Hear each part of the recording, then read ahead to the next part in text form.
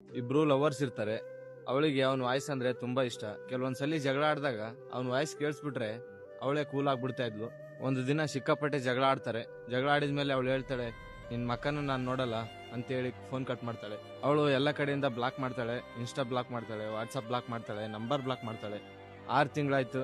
ಆ ಹುಡುಗಿಗೆ ಮದುವೆನೂ ಫಿಕ್ಸ್ ಆಗುತ್ತೆ. ಮದುವೆ ದಿನ ಅವಳ ತಮ್ಮ ಓಡ್ಕೊಂಡ್ ಬಂದು ಒಂದು ಹಳೆ ಫೋನ್ ಅವಳ ಕೈಯಲ್ಲಿ ಕೊಡ್ತಾನೆ. ಅಕ್ಕ, ಇದು ನಿಮ್ ಹುಡುಗನ ಫೋನು. ಅವನಿಗೆ 6 ತಿಂಗಳಿಂದ ಆಕ್ಸಿಡೆಂಟ್ ಆಗಿ ಸತ್ತೋದ್ನಂತೆ. ಈ ಫೋನ್ ಅವ್ರ ಅಮ್ಮ ಕೊಟ್ರು, ನಿಮ್ಮ ಅಕ್ಕಂಗೆ ಹೋಗಿ ಕೊಡು ಅಂತೇಳಿ. ನಿನಗೊಂದು ವಾಯ್ಸ್ ನೋಟ್ ಇದೆ ಇದರಲ್ಲಿ ಅಂತೇಳಿ ಅವರು ನನ್ನ ಕೈಯಲ್ಲಿ ಫೋನ್ ಕೊಟ್ಟು ಕಳ್ಸಿದ್ರು. ಅವಳು ಭಯ ಪಟ್ಕೊಂಡು ಆ ವಾಯ್ಸ್ ನೋಟ್ನ ಪ್ಲೇ ಮಾಡಿದ್ಲು.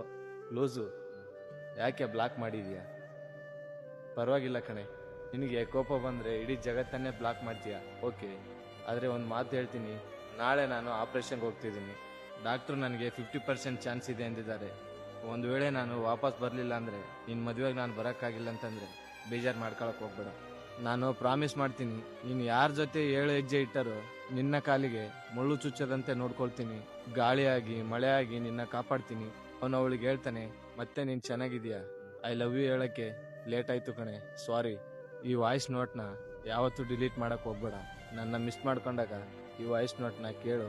ಮದುವೆ ಮಂಟಪದಲ್ಲಿ ಅವಳಿಗಾಗಿ ಎಲ್ಲರೂ ಕಾಯ್ತಾ ಇದ್ರು. ಆದರೆ ಅವಳು ರೂಮ್ನಲ್ಲಿ ಕೂತ್ಕೊಂಡು ಅವನ ವಾಯ್ಸ್ ನೋಟ್ ಕೇಳಿ ಅಳ್ತಾ ಇದ್ಲು. ಅವಳ ಮದುವೆ ದಿನಾನೇ ಅವನ ಆಪರೇಷನ್ ಇತ್ತು. ಬಟ್ ಆದರೆ ಅವನು ಉಳಿಯಲಿಲ್ಲ. ಆ ಹುಡುಗಿ ಇವತ್ತಿಗೂ ರಾತ್ರಿ ಮಲಗೋ ಮುಂಚೆ ಆ ವಾಯ್ಸ್ ನೋಟ್ನ ಕೇಳಿ ಮಲ್ಕೋತಾಳೆ. ಯಾಕಂದ್ರೆ ಅವನು ಪ್ರಾಮಿಸ್ ಮಾಡಿದ್ನಲ್ಲ, ಕಾಪಾಡ್ತೀನಿ ಅಂತ.